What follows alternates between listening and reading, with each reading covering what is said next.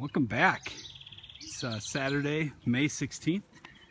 We're in Zone 5. We live in Iowa, so this is about a 4 weeks after the last frost date.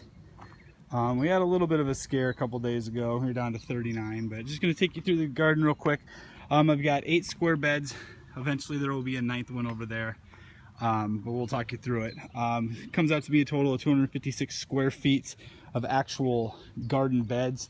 Of course, I have some wood chips all throughout too, so that would account for some more, but we'll go through the math a little bit later too. So I've numbered my beds 1 through 9, with the exception of 3 since that's not here. Starting in the northwest corner, this is bed 1, and I've made this made it symmetrical. So we've got dill, peppers, garlic, peppers, dill, and you kind of follow the pattern. I'll just kind of explain one side. So we've got 8 more peppers right here. Then we've got radishes here, up to carrots, up to garlic, and back down. That'll look very aesthetically pleasing once we get into some more height. Bed number 2, this is our tomato bed. So again, it is symmetrical with the exception of one small variation. In the corner, we've got sunflower, tomatoes all throughout here. The ones in the back that are trellised up already, those are going to be super sweet 100s. The ones closer will be super beefsteak. Here's the variants. This side has basil, this side is sweet basil. In the middle we have onions and then more carrots.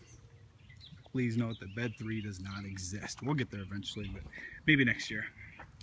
Bed 4, not symmetrical from the left side to the right, but here's our strawberry patch. I've got, out of the 16, I have 15 that are planted. I started with bulbs.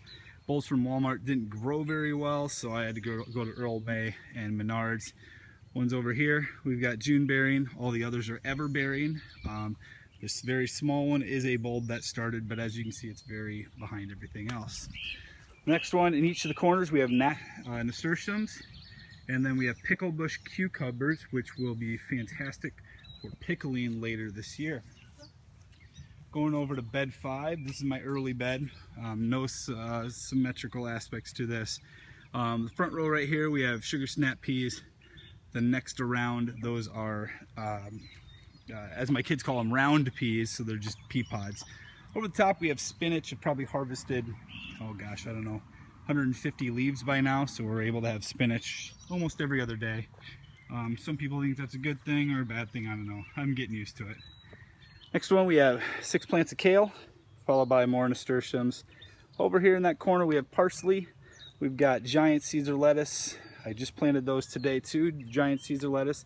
And then we have cherry bell and I can't remember what the other kind is, but it's more of a cherry bell looking radish. So we pulled out about 6 of those already.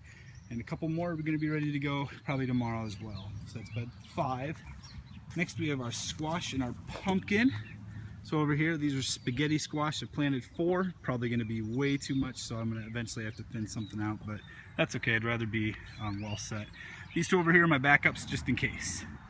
Next one over here, we just have some regular jack-o'-lantern pumpkins. Rather than going to the store and spending $4 on a pumpkin, I thought, let's see if we can grow our own. We have 3 kids, so we only need a handful of pumpkins. And if we can grow our own, why not? So it's bed 6, going over to bed 7 here. Again, there's not any symmetrical aspect here.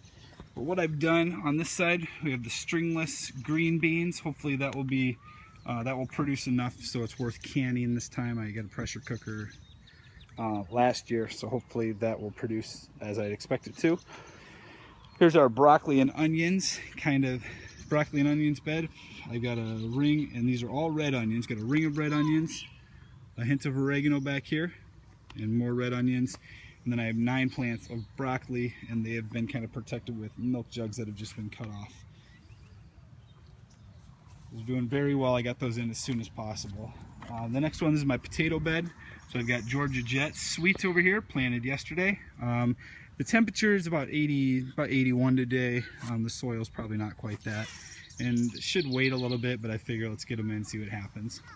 The next one, these potatoes started to sprout in my basement, so I said, you know what, let's get them in. So we've got just regular gold potatoes back here, and then under the bed, which we can't see yet, these are going to be the red potatoes. last and certainly not least, and I'm probably the most excited about this bed for a couple reasons. This is my cantaloupe and watermelons. So on this side I've planted 4 imperial cantaloupe plants. Again, similar to our pumpkins and squash, probably going to be too big and I'll have to thin some out, but that's okay. And speaking of thinning out, here's our watermelon. I did find a bush variety of the Sugar Baby, so those are planted there, there, and there. I got 3 plants. At the end of the day, I'm probably going to be able to fit 1 in, but we'll see. And then the last one, this is probably what I'm most excited for, is right over here. I planted a Carolina Cross, number 183, and those are supposed to make fruits up to 200 pounds.